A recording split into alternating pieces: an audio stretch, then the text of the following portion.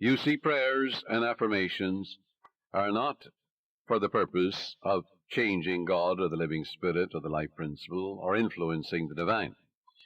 God is the same yesterday, today, and forever. You don't change God, but you align yourself mentally with that which was always true. You don't create harmony. Harmony is. You don't create love. God is love. That love of God is within you. You don't create peace.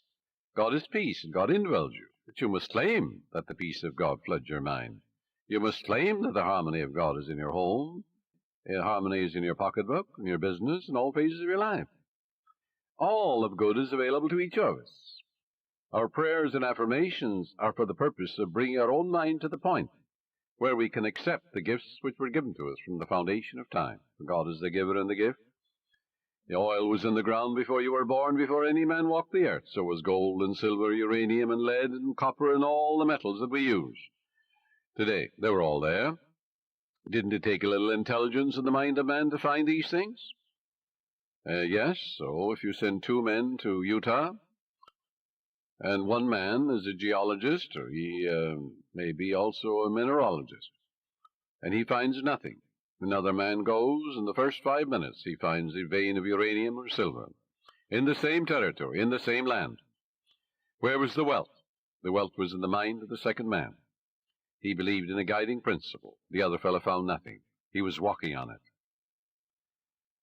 So there is a guiding principle that will lead you. That's what led men to find gold and silver and oil and lead and all these things.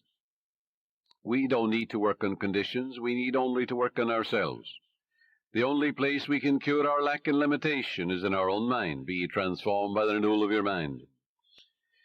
When we have done it there, we shall find that the world, that is your body, your environment and conditions, will be a mathematical reflection of your inner state of mind. Whatsoever things ye ask for when ye pray, believe that ye have received them, and ye shall have them. That is the basis of all successful prayer, whether for the healing of our bodies, for prosperity, success, for achievement, or for material benefits.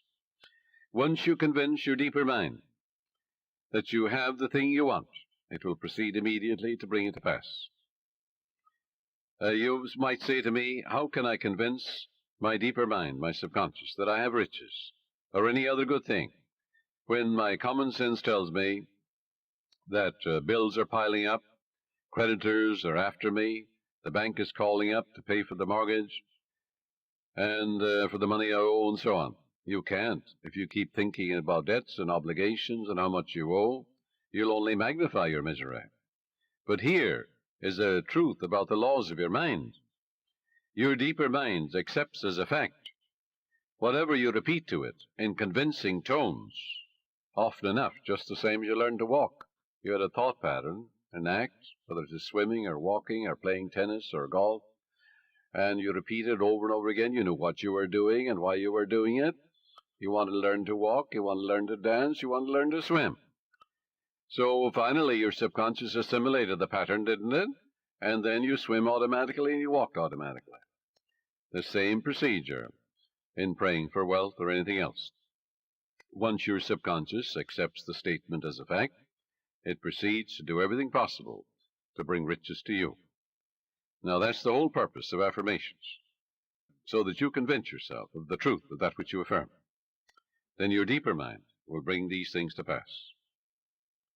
Many men say to me, I got an affirmation from someone, and it said, I am rich and prosperous now, I am successful, and I'm very wealthy.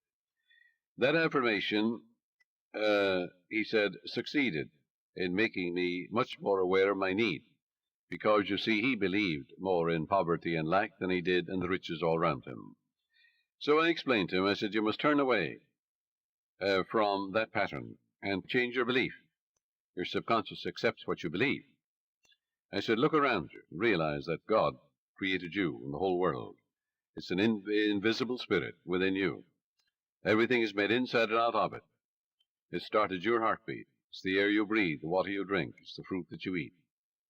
And therefore turn away and turn within and change that and say, I recognize the eternal source of my supply. God is the source of my supply. All my needs, spiritual, mental, material, are met at every moment of time and point of space. And God's wealth is circulating in my life, and there's always a surplus. So by day and by night I'm advancing, moving forward and growing, spiritually, mentally, materially, financially, intellectually, in every way. And all things be ready if the mind be so. It is done unto me as I believe. Oh, how I love thy law. Let it be my meditation both day and night. And the law is, I am what I contemplate. I am what I believe myself to be. According to my faith is it done unto me. God gave you richly all things to enjoy. God made you rich, why then are you poor? And as he began to realize the source of the infinite ocean of supply, the source of the very hair in his head, the source of the power that enables him to lift a chair, the source of the grass, the source of the hay in the field, the source of the cattle on 1,000 hills. He began to realize the source. He aligned himself with it, and then it made sense to him. Then he realized that he was writing in his subconscious mind the idea of wealth, of growth, and prosperity. He changed his belief to a belief in the riches, the endless riches, all around him, instead of poverty, which was a false belief in his mind. Don't you know there's enough fruit rots in the tropics to feed all humanity? Nature is lavish, extravagant, bountiful. God gave you richly, yes, all things to enjoy. These things, he said, I've said unto you, that my joy might remain in you, and your joy might be full. Heretofore you've asked for nothing, now ask, that your joy might be full. And I am come that you might have life, and have it more abundantly. Heretofore you've asked for nothing, now ask, that your joy might be full. But to ask, you see, in the Bible is to claim. And as Paul says, you claim it boldly, but you know what you're doing and why you're doing it. So if you have a lot of debts and obligations, a lot of bills to pay, don't worry about them. Turn to the source, which is endless. Remember the farmer, what he says to you. He says, well, I don't worry about the weeds. The grain is growing, and it will kill all the weeds. That's what the farmer tells you. Likewise, as you focus on your good, on guidance and right action, and the eternal source of your supply, whether it is mental or spiritual or financial you need, there's but one source, not two. And as you turn to it and give thanks for that endless supply, then all the weeds will be killed. Thoughts of lack and limitation will die in you, and God will multiply your good exceedingly.